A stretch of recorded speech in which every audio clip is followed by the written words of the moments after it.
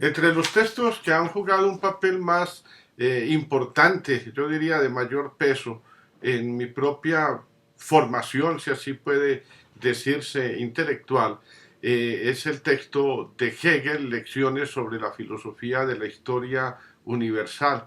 De este texto pues tenía conocimiento de mucho tiempo atrás, propiamente desde antes de iniciar mis estudios universitarios, y ya pues había escuchado de él de parte de mis profesores en la Escuela Superior Wilhelm Pieck, en la población de Bernau, cerca a Berlín, en la República Democrática Alemana entonces existente.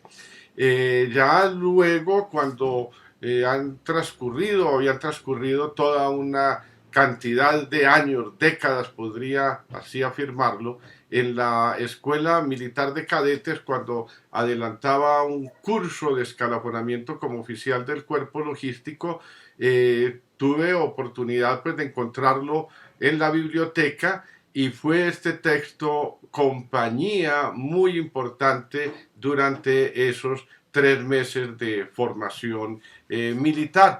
De forma muy especial me llamó la atención en ese entonces unos apartes acerca de los procesos de brujería que tuvieron lugar durante la Edad Media, y de cómo allí pues primaba el principio, si podemos decirlo así, principio de la suspicacia. Voy a leer la parte correspondiente. Decía acá una enorme multitud de procesos de brujería. No se podía probar a los acusados su culpa. Sospechábase solamente de ellos. Este furor contra el mal se fundaba pues tan solo en un saber inmediato. Los jueces se veían sin duda obligados a buscar pruebas, pero la base de los procesos era solamente la creencia de que ciertas personas tienen el poder del mal. Fue como una enorme peste que cayó sobre los pueblos, principalmente en el siglo XVI. El motivo principal era el ser sospechoso. Este principio de la suspicacia aparece también con el mismo carácter terrorífico en el Imperio Romano y en la época del terror bajo Robespierre. Castígase la intención como tal. Entre los católicos, la Inquisición y los procesos de brujería fueron confiados a los dominicos. Contra ellos escribió el padre Spee, un noble jesuita. De él procede también una colección de magníficas poesías bajo el título del Ruiseñor, una obra en la que se da a conocer lo terrible que era la justicia criminal en estos casos. La tortura, que solo una vez debía emplearse, era prolongada hasta arrancar la confesión. Cuando la persona acusada, falta de fuerzas, se desvanecía en la tortura, esto significaba que el diablo la hacía dormir. Si experimentaba convulsiones, decíase que el diablo se reía dentro de ella. Si resistía, el diablo le daba fuerzas. Estas persecuciones se propagaron como una enfermedad epidémica por Italia, Francia, España y Alemania. La seria protesta de varones ilustrados como Spee y otros hizo mucho, pero quien se opuso con mayor éxito a tan tremenda superstición fue Tomasio, profesor de Halle. Todo esto resulta en sí y por sí sumamente notable si advertimos que no hace mucho tiempo que hemos salido de esta terrible barbarie. Todavía en el año de 1780 fue quemada una bruja en Glarus de Suiza.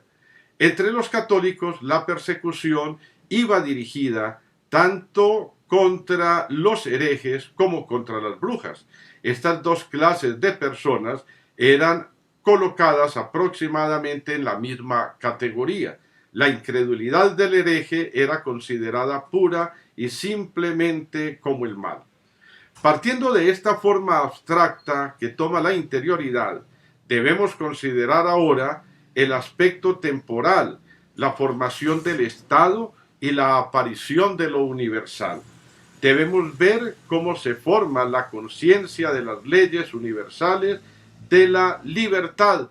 Esto es el otro momento especial. Y allí precisamente nos encontramos con ese concepto fuerte de especial importancia para los desarrollos del derecho penal. Se trata de la libertad, que nosotros la encontramos y vamos a tratar de dilucidar algunas cosas sobre ello, íntimamente vinculada con el dolo, con lo que vendría a corresponder a una de las formas de la responsabilidad penal y de la culpabilidad en esta materia. De manera que, pues, darle las gracias al amigo Hegel, que nos invita a pensar desde una perspectiva histórica cómo se ha evolucionado en este campo. Y en nuestra tesis de grado de maestría, pues queremos ver cómo este fenómeno, estos aspectos relacionados con la libertad, con la responsabilidad, con el dolo, con la pena, han sufrido también una serie de modificaciones desde el momento en que entra en vigencia el Estatuto Penal Internacional, o sea, el de Roma. Esto ocurre en el año 2002, son fenómenos pues relativamente recientes. El derecho penal internacional todavía no acaba de configurarse y me atrevería yo a decir no acabará tampoco de configurarse, puesto que esta problemática relacionada con la libertad y con la responsabilidad, diría, son inagotables.